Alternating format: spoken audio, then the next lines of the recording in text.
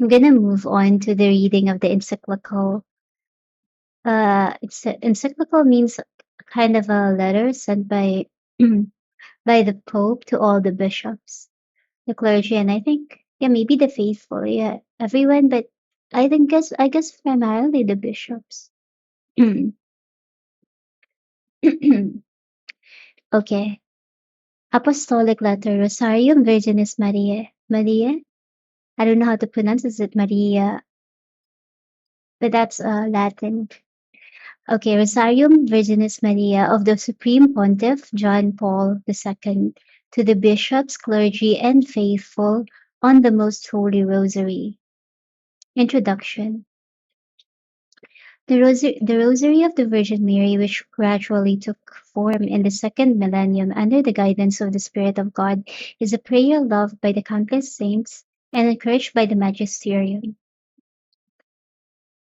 Yet profound, simple yet profound, it still remains at the dawn of this third millennium a prayer of great significance destined to bring forth a harvest of holiness. It blends easily into the spiritual journey of the Christian life, which after 2,000 years has lost none of the freshness of its beginnings, and fresh dawn feels drawn by the Spirit of God, set out into the deep, set out into the deep.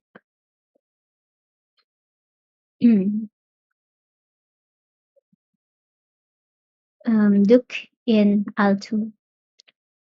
In order once more to proclaim and even cry out before the world that Jesus Christ is Lord and Savior, the way, the truth, and the life. John chapter 14, verse 6. The goal of human history and the point on which the desires of history and civilization turn. The Rosary, though clearly Marian in character, is at heart a Christocentric prayer. In the sobriety of its elements, it has all the depth of the gospel message in its entirety, of which it can be said to be a compendium. Oh, it's a compendium. Yeah. It is also an echo of the prayer of Mary, her perennial Magnificat, for the work of the redemptive incarnation which began in her virginal womb. With the Rosary, the Christian people sits at the school of Mary and is led to contemplate the beauty of the face of Christ and to experience the depths of his love. Excuse me. Through the Rosary, the faithful receive abundant grace, as though from the very hands of the Mother of the Redeemer. The Popes and the Rosary. Numerous predecessors of mine attributed great importance to this prayer. Worthy of special note in this regard is Pope Leo XIII, who on the 1st of September 1883 promulgated the encyclical Supremi Apostolatus Officio, a document of great worth, the first of his many statements about this prayer, in which he proposed the Rosary as an effective spiritual weapon against the evils afflicting society. Among the more recent popes who from the time of the Second Vatican Council have distinguished themselves in promoting the Rosary, I would mention Blessed John the 23rd, and above all Pope Paul VI, who, in his apostolic exhortation Marialis Cultus, emphasized, in the spirit of the Second Vatican Council, the Rosary's evangelical character and its Christocentric inspiration. I myself have often encouraged the frequent recitation of the Rosary from my youthful years. This prayer has held an important place in my spiritual life. I was powerfully reminded of this during my recent visit to Poland, and in particular at the Shrine of Calvaria. The Rosary has accompanied me in moments of joy and in moments of difficulty. To it I have entrusted any number of concerns. In it I have always found comfort. 24 years ago, on the 29th of October 1978, scarcely 2 weeks after my election to the See of Peter, I frankly admitted, the Rosary is my favorite prayer, a marvelous prayer, marvelous in its simplicity and its depth. It can be said that the Rosary is, in some sense, a prayer commentary on the final chapter of the Vatican II Constitution, Lumen Gentium.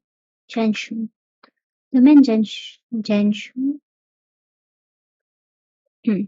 a chapter which discusses the wondrous presence of the Mother of God in the mystery of Christ and the Church, against the background of the words Ave Maria.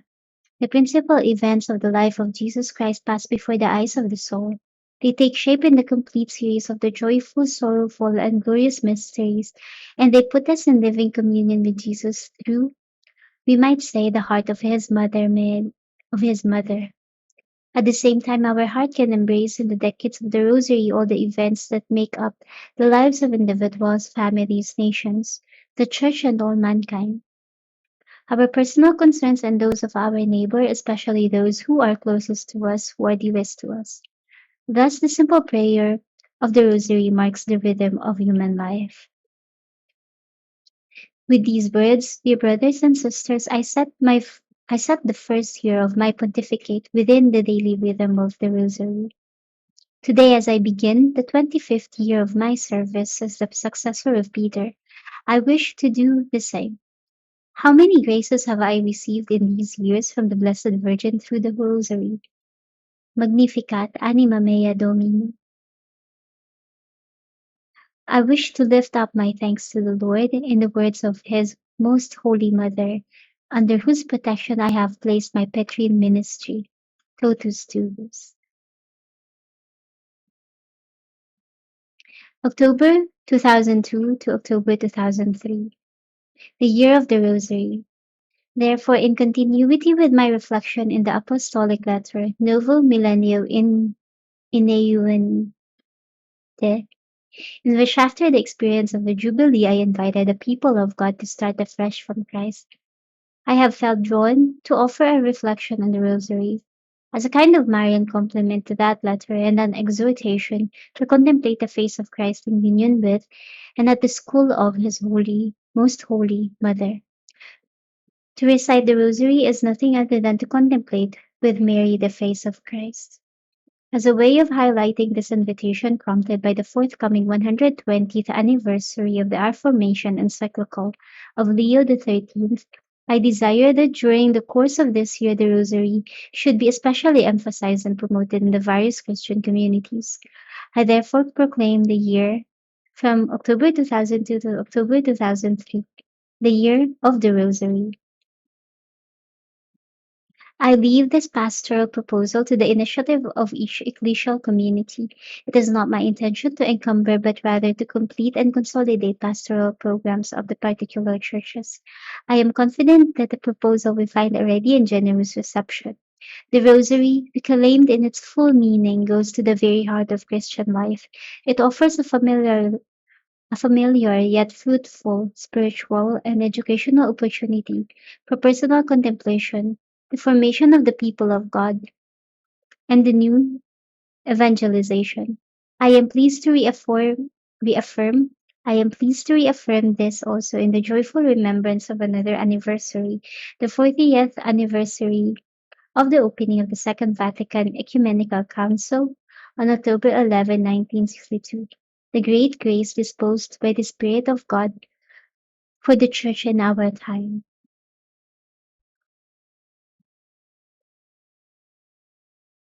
Objections to the Rosary. The timeliness of this proposal is evident from a number of considerations. First, the urgent need to counter a certain crisis of the Rosary, which in the present historical and theological context can risk being wrongly devalued and therefore no longer taught to the younger generation. There are some who think that the centrality of the liturgy, rightly stressed by the Second Vatican Ecumenical Council, necessarily entails giving lesser importance to the Rosary. Yet as Pope Paul VI made clear, not only does this prayer not conflict with the liturgy, it sustains it, since it serves as an excellent introduction and a faithful echo of the liturgy, enabling people to participate fully and interiorly in it, and to reap its fruits in their daily lives. Perhaps, too, there are some who fear that the Rosary is somehow unecumenical because of its distinctly Marian character. Yet the Rosary clearly belongs to the kind of veneration of the Mother of God described by the Council, a devotion directed to the Christological center of the Christian faith, in such a way that when the Mother is honored, the Son is duly known, loved, and glorified. If properly revitalized, the Rosary is an aid and certainly not a hindrance to ecumenism. A path of contemplation. But the most important reason for strongly encouraging the practice of the Rosary is that it represents a most effective means of fostering among the faithful that commitment to the contemplation of the Christian mystery, which I have proposed in the Apostolic Letter Novo Millennio Ineuente as a genuine training in holiness. What is needed is a Christian life distinguished above all in the art of prayer. Inasmuch as contemporary culture, even amid so many indications to the contrary, has witnessed the flowering of a new call for spirituality, due also to the influence of other religions, it is more urgent than ever that our Christian communities should become genuine schools of prayer. The Rosary belongs among the finest and the most praiseworthy traditions of Christian contemplation. Developed in the West, it is a typical meditative prayer corresponding in some way to the prayer of the heart or Jesus prayer, which took root in the soil of the Christian East. Um, I'll end this here for now because I'll continue the stream and probably read another 5 of it in the next stream. So far, I have thought like the Holy Rosary is actually, I myself have received a lot of graces from God and through the unblemished hands of our Mother Mary because of the Holy Rosary through it. So I think this is very beautiful, and I think I'm about to learn more later on. And I continue with number 6 in the next streams, I hope. Um, so prayer for peace and for the family. I'll just skim a little bit. Behold your mother, following the witnesses. Chapter 1, Contemplating Christ with Mary, a phase reading. This is Mary, model of contemplation. Mary's memories. The Rosary, a contemplative prayer. Remembering Christ with Mary, learning Christ from Mary, being conformed to Christ with Mary, praying to Christ with Mary, proclaiming Christ with Mary. Seems like chapter 1 is